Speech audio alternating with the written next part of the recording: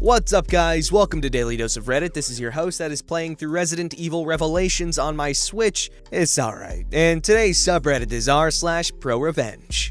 By the way, those who've played Revelations 1 and 2, which one did you like better? Because I'm gonna co-op the second one. Alright, this story's called Steal My Design and Get All the Credits? Enjoy Getting Kicked Off. So, my friend over in Korea studies fashion design. She sometimes sends me over the sketches of the designs, and they all look amazing. And then again, I'm not into fashion. She is particularly interested in designing handbags and purses. She told me a story about how she shut down one of the most entitled, self-centered, lazy students on campus. Here's the cast: Grace, our main girl, Jane, the evil one, and Professor, the instructor of the course. I'm not doing that voice yet because I don't know if it's a dude or a chick. At first, Grace and Jane got along just fine. They were both interested in similar stuff and quickly became BFFs. Grace decided to show Jane her sketches and designs for handbags and purses, and Jane was so impressed by it, because the sketches were in incredible detail, including all the patterns and sew lines, coupled with figurative measurements. Even Professor was impressed by it, and it was no surprise that Grace got a high mark on their first major exam. Jane didn't do so well, and practically followed Grace everywhere to get pointers on how to do better. So Grace decided to help her out. Unfortunately, Jane turned out to be one of the most entitled, lazy, and selfish people that Grace has ever met. Things that Jane did to piss Grace off included, but not limited to, not paying attention, being late to their study session, never showed appreciation, didn't pay for coffee or snacks, complaining annoyingly about how hard it was to draw something. Grace pretty much gave up on her after a week, refusing to meet Jane outside of her class. Time went by, and for their midterm, everyone in the class had to do a presentation on the stuff they had designed.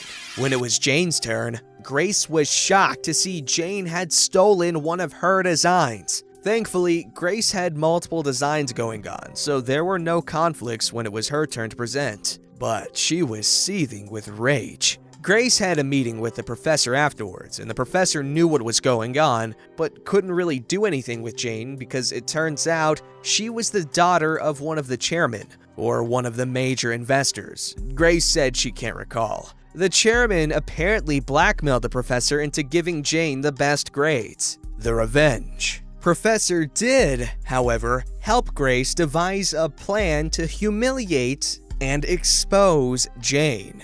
For the finals, the professor announced to the class they would do another presentation, but it would be 3 designs and advised they had to bring their A games because professionals from industries would be grading their work, and the head of the department and the chairman would be there as well. So, you know how Grace had a bunch of sketches for the class? Well, Grace also had a separate sketchbook that had designs for major brands. Michael Kors, Coach, you name it. She never used these directly for class assignments, but rather as inspirations for her designs.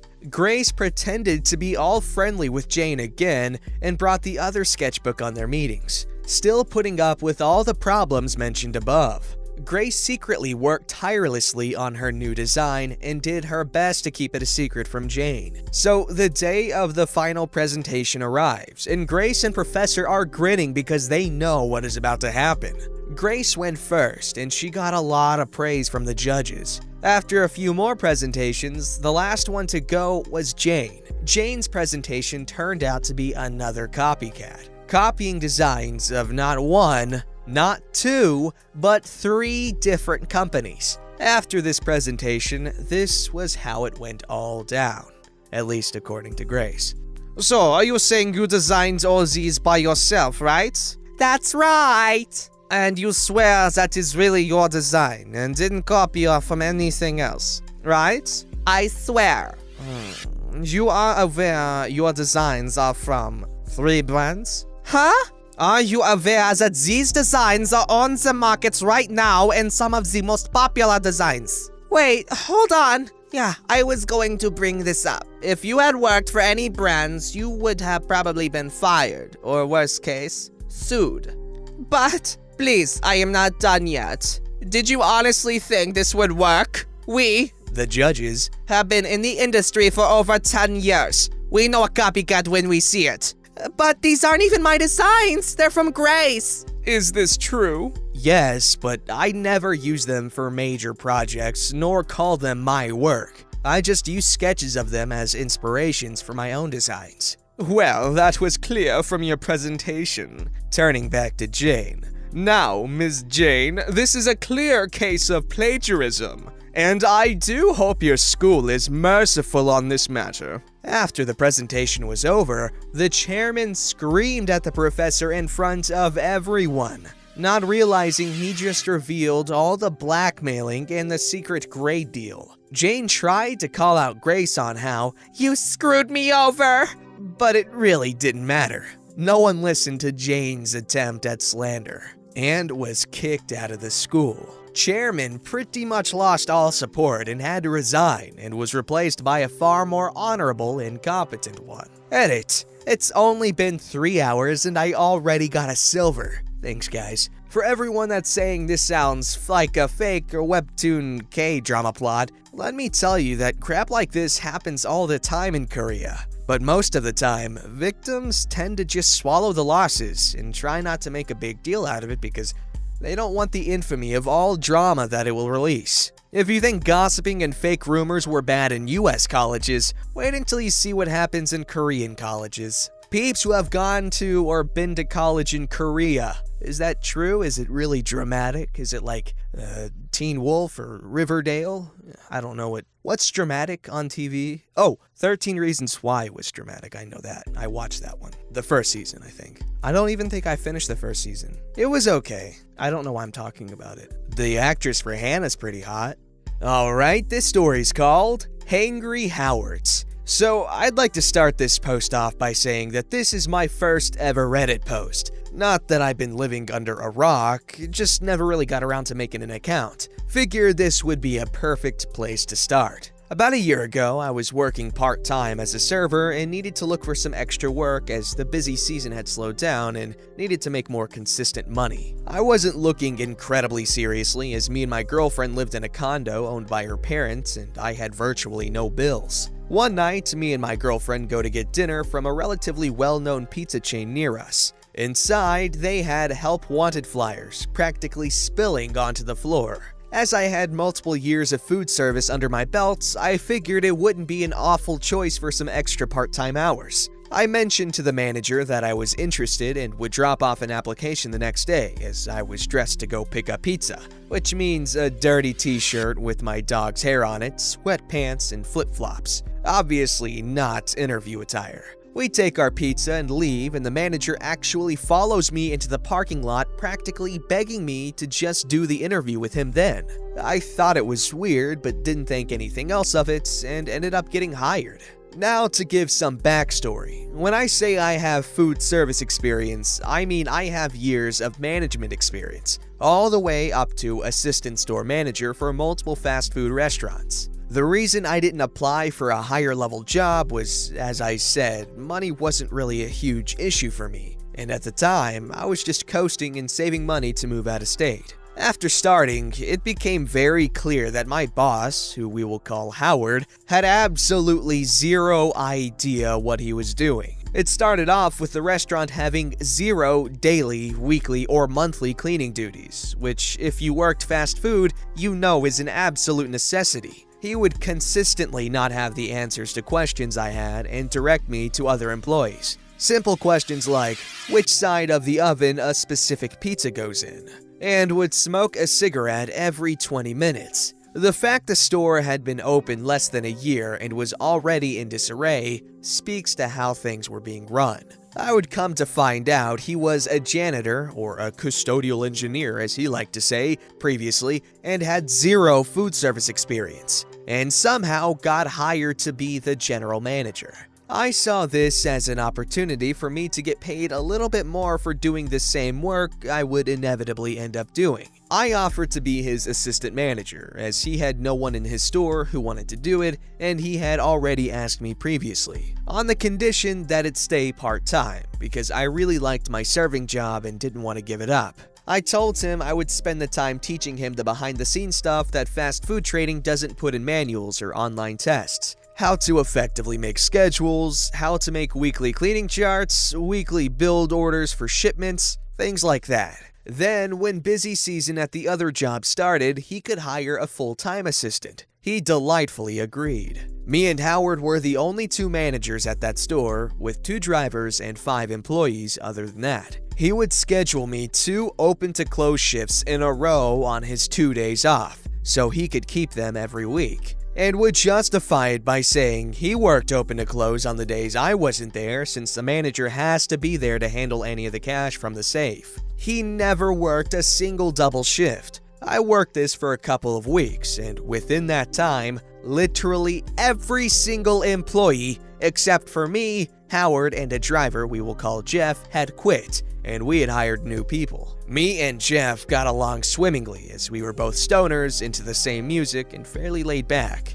We also loved to talk crap about Howard. He was also Howard's next door neighbor and sold him some weed on occasion, so we had all the dirt all the time. It became clear to me that there was some money issue going on somewhere, as we were getting way more tips at the front counter from credit cards on reports than cash going in the tip bag for employees. This wasn't the easiest catch, since he would save the tips up for 2 weeks to distribute them to employees on the weeks opposite a payday. However, with the store being an unorganized mess, it was hard to know if it was money being stolen or just simply numbers being put into the system incorrectly. One particular night, I was closing the store and was having some issues balancing the drawers, and the numbers weren't adding up.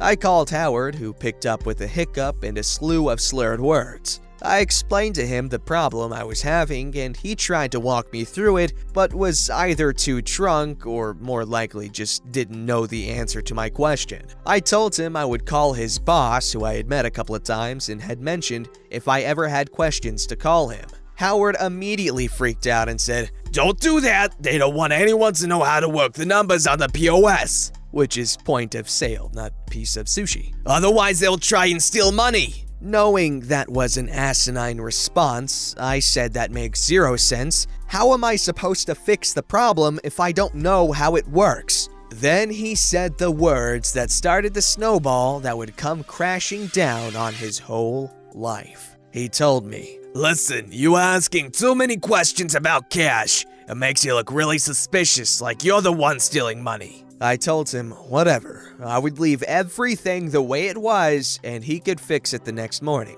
or try at least. I had to be careful because in food service, if stealing money even comes into question, most places will just fire you since they can hire any zit-covered kid to replace you. Because of this and just my morals, really being called a thief is the one thing I do not stand for. So I hatched a plan with Jeff, who sided completely with me and had his suspicions for a while about him. Jeff knew that he was an alcoholic who could never turn down a night at the karaoke bar. Now, Howard was interesting because with how incompetent he was, he still tried to be the biggest people pleaser I've ever met, but in like a lonely and desperate way. He had practically begged me multiple times for us to go drinking together or to come smoke with me at my house. Keep in mind, I am 24 and he was 32 with a wife and 2 kids at home. We decided to both invite him out to a night of karaoke the night before he had a big meeting with his boss